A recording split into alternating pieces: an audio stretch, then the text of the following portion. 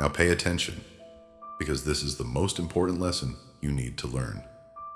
Look at your life right now. Who has power over your emotions? Whose text can change your mood? Whose silence can ruin your day? Whose approval feels like oxygen? Be honest, because wherever your emotional stability depends on someone else, that is where you are weakest.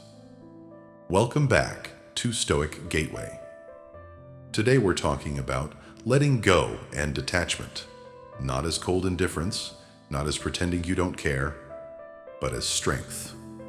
Because the person who cannot detach cannot be free. The Stoic philosopher Epictetus said something that most people are not ready to hear.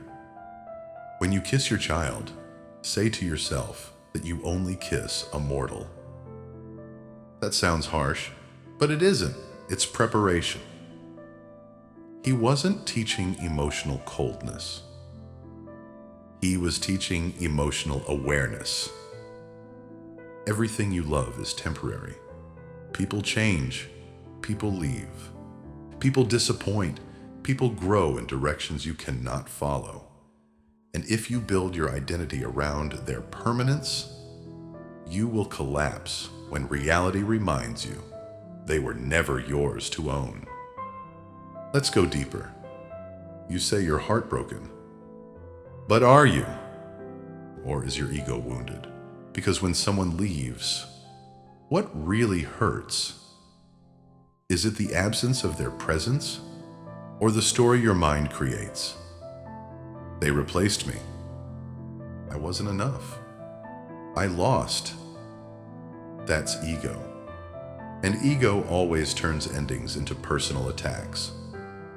The Roman Emperor Marcus Aurelius wrote, "Choose not to be harmed, and you won't feel harmed." Powerful. He doesn't say pain won't exist. He says the interpretation is yours. You cannot control someone walking away, but you control whether you turn it into humiliation or transformation. Here's the uncomfortable truth. Attachment is often disguised dependency. You don't just want the person. You want the validation. You want the reassurance. You want the identity that comes from being chosen. When they leave, it's not just loneliness. It's withdrawal. Withdrawal from validation. Withdrawal from ego reinforcement. And that's why you crave them back. Not always because of love, but because your ego feels incomplete. The Stoic philosopher Seneca warned, "We suffer more in imagination than in reality." Most of your suffering right now isn't what happened. It's what you're replaying. The memories, the scenarios, the what-ifs, the comparisons. Your mind is feeding your attachment. And every time you rehearse the story, you tighten the grip. Detachment begins when you interrupt the story. Now listen carefully. Detachment is not saying, "I don't care." Detachment is saying, "I care, but I do not cling." It's the ability to love without possession, to appreciate without ownership, to accept that someone can walk away and your value remains untouched. Because your value was never dependent on their choice. That's the illusion. Imagine this version of you. Someone distances themselves. You feel the pain, but you remain composed. You don't beg. You don't chase. You don't shrink yourself to fit back into their life. You say, if you are meant to stay, you will stay. If not, I release you. That energy is rare, and rare energy is powerful because it signals self-sufficiency, and self-sufficiency is attractive. Ask yourself, are you holding on to someone? Or are you holding on to the version of yourself you were with them? Sometimes we don't miss the person. We miss who we felt like around them. But that identity is still yours. You don't need their presence to access it. You need awareness. Here's the Stoic shift. Instead of asking, how do I make them stay? Ask, why does their departure shake me so deeply? Is it fear of abandonment? Fear of being alone? Fear of not being chosen again?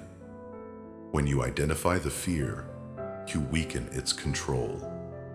And when fear weakens, attachment loosens. Detachment is power because it restores control. Remember Epictetus? No man is free who is not master of himself. If someone's attention dictates your peace, you are not master of yourself. If their opinion defines your confidence, you are not master of yourself. If their departure destroys your identity, you are not master of yourself. Detachment is reclaiming mastery. Everything in life is on loan. People, status, reputation, even time. When you understand this deeply, you stop gripping tightly. You experience fully, but you cling lightly. That balance is emotional maturity. And emotional maturity is freedom. So here's your challenge. The next time you feel the urge to chase, to text again, to explain yourself one more time, pause. Ask, am I acting from love or from ego? Am I expressing strength or avoiding abandonment? Because every time you choose dignity over desperation, you grow. Every time you release instead of cling, you evolve. And evolution is painful. But so is staying attached to what's no longer meant for you. Choose the pain that builds you, not the pain that shrinks you. If this message spoke to you, don't just nod. Act. Subscribe to Stoic Gateway for more mastery over ego, attachment, and emotional discipline. Like this video to push Stoic wisdom back into the algorithm. And in the comments, tell me, what is one attachment you are ready to release? Put it in the comment. I will look at it. And share this video to that friend of yours who needs to hear this. I am here to be your guide, and I'll see you in the next lesson.